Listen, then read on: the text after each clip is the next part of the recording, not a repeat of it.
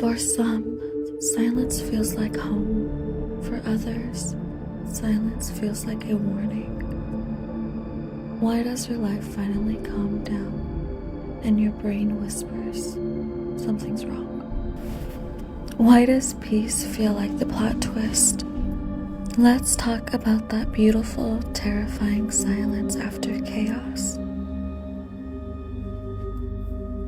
It isn't danger, it's old survival software. We drop these concepts like breadcrumbs, negativity bias, hypervigilance, conditioned alertness. But underneath all of them is the same truth. When you've lived in chaos long enough, peace feels like unfamiliar territory. And some of us even associate calmness with endings. A quiet you didn't choose can feel like a loss. We have this buried instinct that stillness means something is wrong. In nature, predators become silent before they strike. Storms quiet before they break. The forest goes still when danger is near. Animals freeze when death moves close. We evolved to interpret silence as a warning. Stillness equals danger.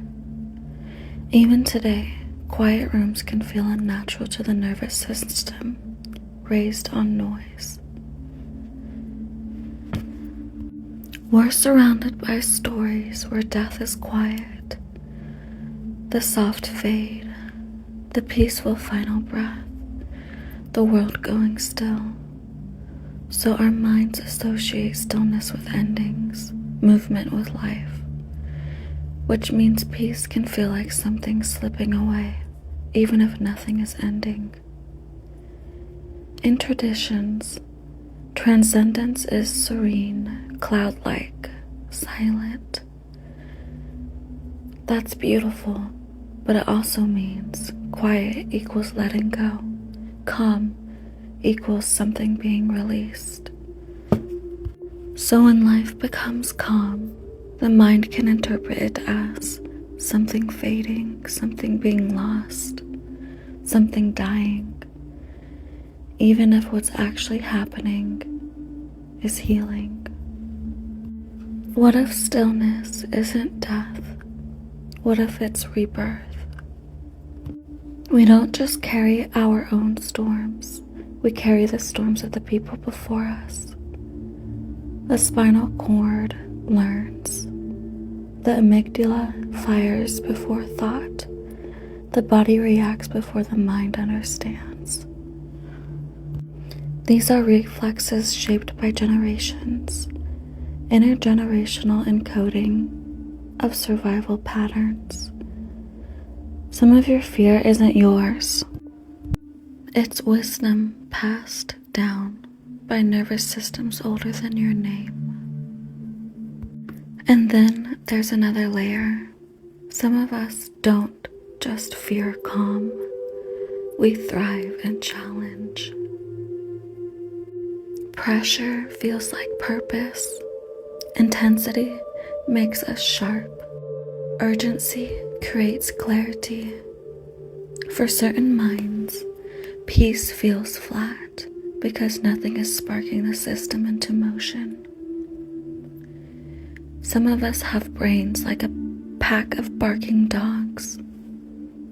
Give them a puzzle, a mystery, a cliff to climb, they light up. Give them peace, and they go, okay, but what are we fighting today? It's not dysfunction, it's temperament, dopamine pathways, and survival training. It's like reaching a calm ocean after years of storms and checking the horizon for the next wave. Like standing in a garden that finally bloomed and feeling afraid to touch anything. The narcissus pool becomes still, and the stillness itself feels suspicious. Do you know how much chaos created this calm? This calm you're doubting. is the same calm you fought for. Rome experienced one of the calmest eras in its history, and people examined peace with suspicion. Philosophers wrote about restlessness, citizens felt unprepared, quiet felt unnatural. After centuries of conflict, Europe entered the longest calm in modern memory. But writers described the quiet as unnatural, even tense. Psychologists today call this post-conflict hypervigilance. Even ancient travelers feared freedom because suffering was predictable. We return to what we know even when what we know hurt us.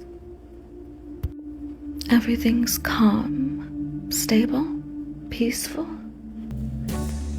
The brain goes, interesting, so we're about to die. Peace finally arrives, and the brain opens up the window like, state your business.